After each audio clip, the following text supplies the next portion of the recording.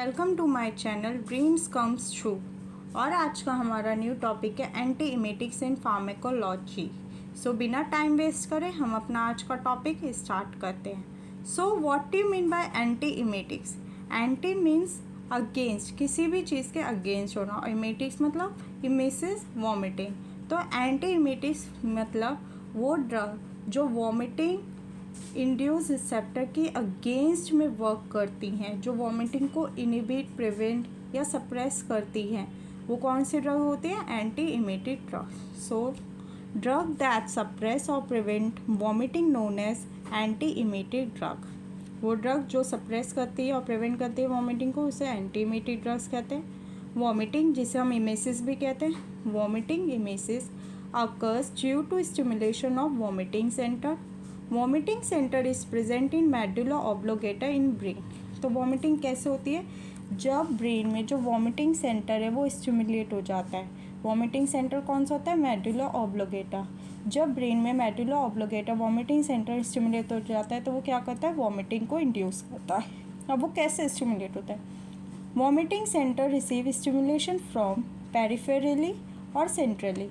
Peripherally by gastrointestinal tract mucosa and blood vessels, and centrally by vestibular apparatus and central cortex. तो vomiting center stimulate receive करता है peripherally और centrally। कैसे? अब हम इस डायग्राम से समझने की कोशिश करेंगे। स्टिमुलेशन है पेरिफेरली, जीआई ट्रैक और ब्लड वेसल। ये क्या करते हैं? इम्पल्स को ट्रांसमिट करते हैं कहाँ तक? वॉमिटिंग सेंटर को, जो स्टिमुलेट कर देता है, जिसकी वजह से रिसेप्टर रिलीज होते हैं और जो वॉमिटिंग को इंड्यूस करते हैं। ऐसे centrally vestibular apparatus, cerebral cortex, ये इम्पल्स को ट्रांसफर करते हैं कहाँ पे? वॉमिटिंग सेंटर मेडुला ऑब्लोगेटा में। ये भी क्या करते हैं? रिसेप्टर को रिलीज करते हैं उसके बाद, और क्या करते हैं? इंड्यूस, वॉमिटिंग को इंड्यूस करते हैं। अब वो रिसेप्टर कैसे होते हैं? वॉमिटिंग सेंटर गैस्ट्रोइंटेस्टाइनल ट्रैक्ट में की वजह से जो पेरिफेरली इम्पल्स सेंड करता है, जो कौन से रिसेप्टर रिलीज होते हैं? 5-HT3 और सेरोटोनिन। वेस्टिबुलर अपरेटस, ये सेंट्रली में आ गया। M1 मस्करेनिक और H1 हिस्टामिनिक। और की CTZ क्या? What is CTZ? Chemo receptor trigger zone. इसमें कौन से रिसेप्टर आते हैं? D2 डोपामाइन, NK1 न्यूरोकाइनिन और 5-HT3 सेरोटोनिन। ठीक है, तो जब ये रिसेप्टर रिलीज होते हैं तो क्या कॉज होता है? वॉमिटिंग को इंड्यूस करते हैं। तो एंटी इमेटिक ड्रग्स क्या करती है? Anti emetic drugs in receptor के अगेंस्ट में वर्क करती है, जिसकी वजह से जो वॉमिटिंग है वो प्रिवेंट हो जाए, सप्रेस हो जाए, या जो वॉमिटिंग सेंटर है वो स्टिमुलेट ना हो। तो अब हम देखेंगे classification of anti emetic drugs. So classification of anti emetic drugs में क्या क्या आते हैं? फर्स्ट आते हैं 5-HT3 receptor antagonist. 5-HT3 receptor antagonist क्या करते हैं? जो 5-HT3 रिसेप्टर का इसके अगेंस्ट में वर्क करते हैं। इसके एग्जाम्पल है आपके ऑर्डेनसेट्रॉन, ग्रेनीसेट्रॉन, डोलासेट्रॉन और रेमोसेट्रॉन।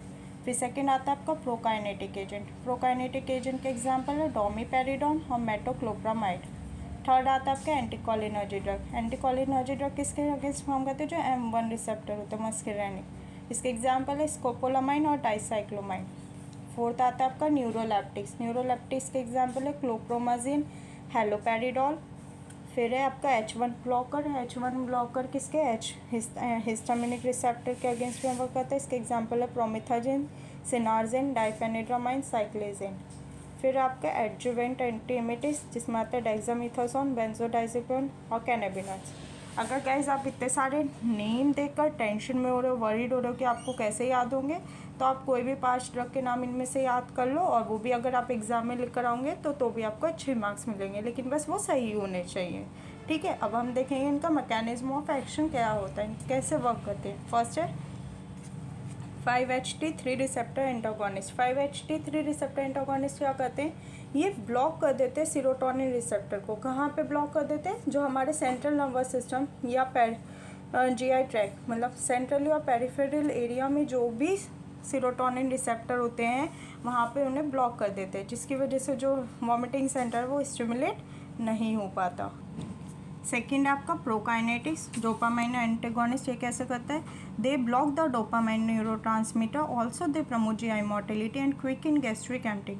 प्रोकाइनेटिक्स या डोपामाइन एंटागोनिस्ट क्या करता है? डोपामाइन रिसेप्टर को ब्लॉक कर देता है और जीआई मोटिलिटी को क्या कर देता है? इंक्रीज कर देता है। थर्ड है आपका anticholinergic. An anticholinergic agent block the neurotransmitter acetylcholine in central and peripheral nervous system. जो एंटीकोलिनर्जिक है वो क्या करते हैं, जो सेंट्रल और पेरिफेरल नर्वस सिस्टम एरिया में जो भी एसिटिलकोलिन रिसेप्टर है उनको ब्लॉक कर देते हैं, जिसकी वजह से जो वॉमिटिंग सेंटर वो स्टिमुलेट नहीं हो पाता। जब वो स्टिमुलेट नहीं होगा तो M1 मस्करेनिक रिसेप्टर रिलीज नहीं होंगे, ठीक है, और जिसकी वजह से वॉमिटिंग इंड्यूस नहीं होगी। फोर्थ है आपका न्यूरोलैप्टिक्स। न्यूरोलैप्टिक्स कहाँ पे वर्क करता है, कीमो रिसेप्टर ट्रिगर जोन पे।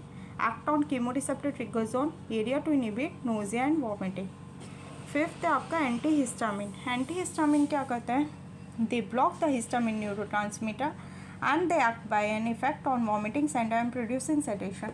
ये ब्लॉक करता है हिस्टामिन न्यूरोट्रांसमीटर को, तो ब्लॉक करता ही करता है जो, लेकिन इसके साथ में क्या करता है, जो वॉमिटिंग सेंटर है मेडुला ऑब्लोगेटा उसको भी सप्रेस कर देता है, ठीक है। अब इसके इंडिकेशन और यूजेस की बात करें, ऑफकोर्स आप सब सोच होंगे एंटीमेटिक ड्रग्स है तो नोजिया वॉमिटिंग में यूज़ होती होगी ऑफकोर्स, लेकिन अब हम बात करेंगे कि इनके जो ये अदर पार्ट में क्लासीफाई हैं उसके अकॉर्डिंग कौन से टाइप के ड्रग हम कब यूज़ करते हैं, तो वो अब हम देखते हैं। फर्स्ट है आपका 5-HT3 antagonist are use in management of nausea vomiting associated with chemotherapy. तो जो 5-HT3 एंटागोनिस्ट मेडिसिन है हम उसका यूज़ कब करते हैं, जब किसी पेशेंट को कीमोथेरेपी चल रही होती है और उसकी वजह से नोजिया वॉमिटिंग होती है, ठीक है। सेकेंड है आपका antihistamine is use for motion sickness and morning sickness. जो आपकी एंटीहिस्टामिन है वो कब यूज़ कर जाती है, जब किसी को मोशन सिकनेस होती है। मोशन सिकनेस जैसे किसी को ट्रेवलिंग में या बस वगैरह में ऑटो वगैरह में वॉमिटिंग होती है, या मॉर्निंग सिकनेस जैसे प्रेग्नेंट वुमेंस को मॉर्निंग में वॉमिटिंग होती है, तो तब हम एंटीहिस्टामिन का यूज़ करते हैं। Metoclopramide is use for gastric emptying in patients receive tube feeding. Fourth है आपका anticholinergic are useful in travel sickness. Also anticholinergic का यूज़ हम कब करते हैं, मोशन सिकनेस में या ट्रेवल सिकनेस में। फिफ्थ है आपका neuroleptics. Neuroleptics are use in nausea and vomiting cause by surgery, anaesthesia, radiation therapies. Neuroleptics का यूज़ कब करते हैं, जब किसी पेशेंट की सर्जरी, एनेस्थीसिया या रेडिएशन थेरेपी की वजह से उसको नोजिया वॉमिटिंग हुई हो, तो उसको प्रिवेंट करने के लिए हम न्यूरोलैप्टिक ड्रग का यूज़ करते हैं। अब हम डिस्कस करेंगे what are the contraindication of antiemetic drugs, कि कब हमें एंटीमेटिक ड्रग्स का यूज़ नहीं करना। तो फर्स्ट है diphenhydramine is contraindicated in hypertensive patient. जब किसी पेशेंट का ब्लड प्रेशर बढ़ रहा हो या हाइपरटेंशन हो तो तब हमें डाइफेनिड्रामाइन का यूज़ नहीं करना, ठीक है। सेकेंड आपका metoclopramide is contraindicated in suspicious GI problem. जब किसी को जीआई प्रॉब्लम हो तो तब हमें मेटोक्लोप्रामाइड का यूज़ नहीं करना। Use cautiously and reduce dose in renal impairment condition. अगर किसी को रीनल इम्पेयरमेंट या किडनी फेलियर की प्रॉब्लम हो तो तब हमें एंटीमेटिक ड्रग्स का यूज़ कॉशियसली करना है या उसके रिड्यूस डोज को कम कर देना। अब now what are the adverse effect of antiemetic drugs, hypotension, low blood pressure, constipation, dryness of mouth, rectal irritation, blurred vision, pain in IM injection site, drowsiness, photosensitivity reaction. अब हम बात करेंगे कि इसके ड्रग इंट्रैक्शन क्या है, कि अगर हमने इस ड्रग्स के साथ इसका यूज़ करा तो क्या इफेक्ट होगा। तो फर्स्ट है हम use antihistamines, other CNS depressant including opioids and sedatives cause addictive CNS depression। तो अभी हमने देखा एंटीहिस्टामिन क्या करती है, एंटीहिस्टामिन हिस्टामिन रिसेप्टर को ब्लॉक करती है और साथ ही साथ जो हमारा वॉमिटिंग सेंटर है उसको भी सप्रेस कर देती है। तो अगर हम एंटीहिस्टामिन का यूज़ CNS डिप्रेसेंट ड्रग जैसे ऑपॉइड्स वगैरह उनके साथ देंगे तो क्या होगा, हमारा जो सेंट्रल नर्वस सिस्टम है वो एक्सेसिव ज़्यादा डिप्रेस हो जाएगा, ठीक है। इसलिए हम एंटीहिस्टामिन का यूज़ CNS डिप्रेसेंट के साथ नहीं देते। सेकेंड है आपका मेटोक्लोप्रामाइड जो affect GI motility, alter GI absorption और of other drugs such as levodopa, डाइजिपा। जो मेटोक्लोप्रामाइड है उसे हम डाइजिपाम या लीवोडोपा के साथ नहीं देते, क्योंकि अगर हम इसके साथ देंगे तो ये उसकी GI मोटिलिटी या उसके GI एब्जॉर्प्शन को क्या कर देगा, चेंज कर देगा।